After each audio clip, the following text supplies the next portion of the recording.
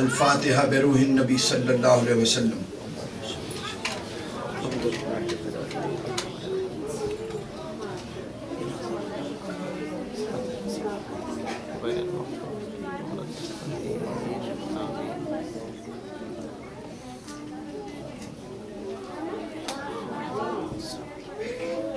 پروردگار عالم حق بولنے کی، حق سننے کی اور حق کا ساتھ دینے کی توفیق عطا فرمائے۔ آمین۔ نحمدہ ونصلی علی رسولہ الکریم، اما بعد۔ قال اللہ تعالیٰ فی القرآن المجید فاعوذ باللہ من الشیطان الرجیم بسم اللہ الرحمن الرحیم وما ارسلناک الا رحمتا للعالمین صدق اللہ العلی العظیم۔ وقال اللہ تعالیٰ فی القرآن المجید فی شان حبیبہ ان اللہ وملائکتہ یصلون علی النبی یا ایھا الذین آمنوا صلوا علیہ وسلموا تسلیما۔ اللہم صلی علی سیدنا ومولانا محمد وعلی آل سیدنا ومولانا محمد وبارک وسلم وصلوا علیہ۔ خدا کا ذکر کریں، ذکر مصطفیٰ نہ کریں۔ خدا کا ذکر کریں اور ذکر مصطفیٰ نہ کریں، ہمارے منہ میں ہو ایسی زبان خدا نہ کرے۔ آمین آمین۔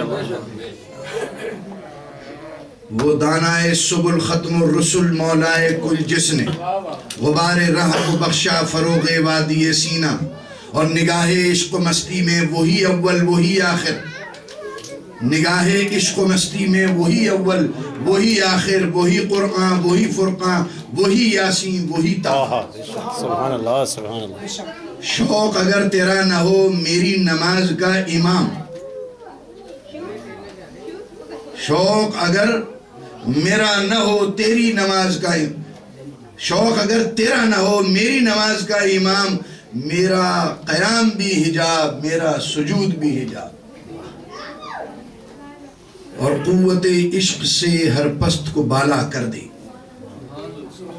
قوت عشق سے ہر پست کو بالا کر دے، اور دہر میں اسم محمد سے اجالا کر دے۔ سوچتا ہوں کیا کہوں کیا کیا نظر آنے لگا، سوچتا ہوں کیا کہوں کیا کیا نظر آنے لگا، اور وہ ریاض برزخ کبریٰ نظر آنے لگا۔ سبحان اللہ۔ وہ ریاض برزخ کبریٰ نظر آنے لگا، اور تو نے اعجاز کمال بندگی دیکھا نہیں، اور تو نے اعجاز کمال بندگی دیکھا نہیں، بھیس میں بندے کے خود مولا نظر آنے لگا۔ تو نے اعجاز کمال بندگی دیکھا نہیں، بھیس میں بندے کے خود مولا نظر آنے لگا، اور نور و بشرا مل گئے اور بن گیا نوری بشر۔ نور و بشرا مل گئے اور بن گیا نوری بشر، رہ کے پردے میں وہ بے پردہ نظر آنے لگا، رہ کے پردے میں وہ بے پردہ نظر آنے لگا، اور جا کے موسیٰ سے بھی کہہ دو وہ بھی آ کے دیکھ، سبحان اللہ سبحان اللہ، جا کے موسیٰ سے بھی کہہ دو وہ بھی آ کے دیکھ لیں، اس کے رخ پہ میم کا پردہ نظر آنے لگا۔ سبحان اللہ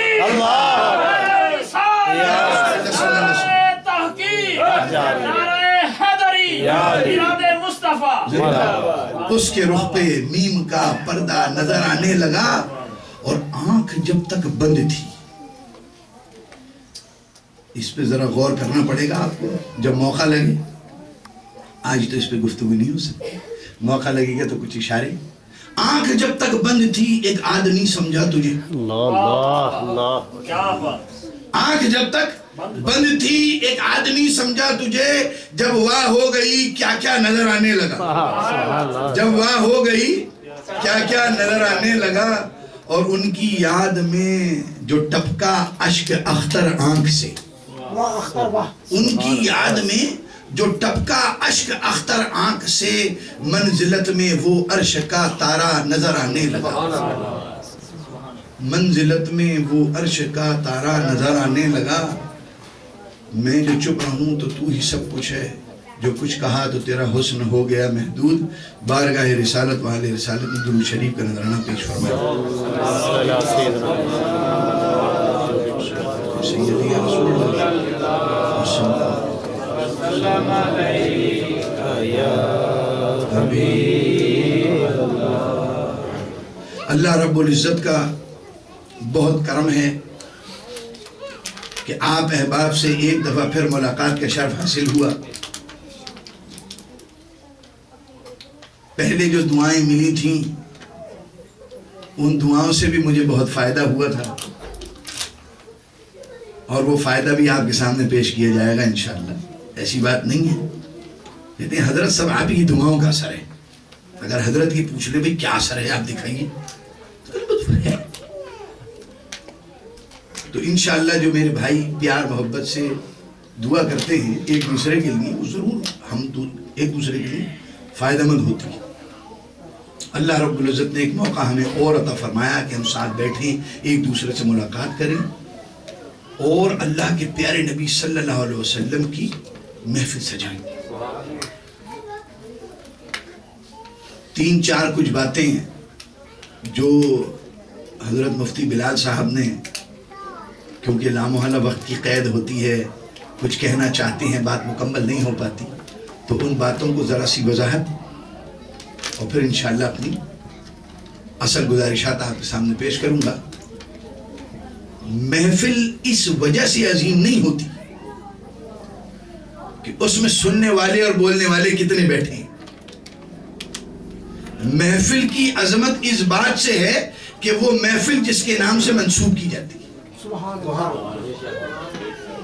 تو میلاد کی محفل کوئی چھوٹی نہیں ہوتی اور کوئی بڑی نہیں ہوتی، اس لیے کہ وہ منسوب ہے اس بڑے سے جس میں چھوٹے کا کوئی سوال ہی نہیں ہے۔ 4 بیٹھ کے کریں یا 4 لاکھ بیٹھ کے کریں، وہ جس ذات سے منسوب ہے وہ اتنی اعلیٰ ہے کہ ان کا ذکر چھوٹا ہوتا ہی نہیں۔ اور جب اہل دل بیٹھے ہوں اور حضور صلی اللہ علیہ وسلم کا ذکر مبارک ہو، تو وہ جو دلوں میں کیفیت طاری ہوتی ہے وہ صرف وہی جانتا ہے جو اہل دل ہوتا ہے اور اس کو الفاظوں میں بیان نہیں کیا جا سکتا۔ اب ایسی محفلوں میں دیکھیے نا، مثال کے طور سے آپ کسی مجبوری کی وجہ سے ایسی محفل میں نہ آ سکیں تو میں آپ کو معاف کر دوں گا کہ نہیں بھئی آپ مصروف تھے، کوئی ایسی بات نہیں۔ الحمدللہ اہل سنت و جماعت ہیں، آج آپ مصروف ہو گئے، اس علاقے میں میلاد کی محفل ہوئی اور آپ تشریف نہ لا سکے، چلیے دوبارہ بھی آپ آئے، نہ آ سکے تو بھی ہو سکتا ہے کہ میں آپ کو چھوڑ دوں کہ نہیں بھئی ہمارے ماشاءاللہ سنی بھائی ہیں، کسی وجہ سے شامل نہ ہو سکے۔ لیکن اگر بار بار کئی بار علاقے میں میلاد کی محفلیں ہو رہی ہیں اور کچھ لوگ اس میں شرکت نہیں کرتے، بہانہ بھی بظاہر کوئی نظر نہیں آتا، تو ہم سمجھ جائیں گے دال میں کچھ کالا ہے، سمجھ جائیں گے دال میں کچھ کالا ہے۔ اب سامنے والا جب یہ سمجھ لے گا کہ اس نے یہ سمجھ لیا ہے کہ دال میں کچھ کالا ہے، تو اب وہ اپنے آپ کو شرمندہ ہوگا دل میں کہ بھئی کچھ تو اس سلسلے میں کرنا چاہیے۔ لہذا جب برس میلاد کی مخالفت ہوتی رہی تو میلاد کرنے والے سمجھ گئے کہ یہ مخالفت کرنے والے دال میں ضرور کچھ کالا ہے، تو انہوں نے کہا بھئی ایسے بات تو نہیں بنے گی، تو انہوں نے اس جلسے کو حضرت سیرت کا نام دے دیا تاکہ سادہ لوگ مسلمان یہ سمجھ لیں کہ ارے بھئی یہ بھی کرتے ہیں اور ہم بھی کرتے ہیں۔ اب سیرت کے اور میلاد کے جلسے میں جو حضرت فرما رہے تھے نا نکتہ، وہ نکتہ صرف اتنا ہے، میں اس پہ تقریر نہیں کر رہا، تیزی سے آگے بڑھوں گا، کہ سیرت رسول صلی اللہ علیہ وسلم بیان کرنے کے لیے کسی محبت کی ضرورت نہیں۔ یہ ہسٹری کی باتیں ہیں، انگریز بھی لکھتے ہیں، مسلمان بھی لکھتے ہیں، آپ اور ہم بھی کریں، بھئی تاریخ بیان کریں، یہ واقعہ فلانے دن ہوا، یہ واقعہ فلاں دن ہوا، ایسا سوال آیا، آپ نے ایسا جواب دیا، آپ کا ایسا کردار تھا، آپ کا ایسا اخلاق تھا، سیرت میں یہی باتیں بیان کر دی آپ نے۔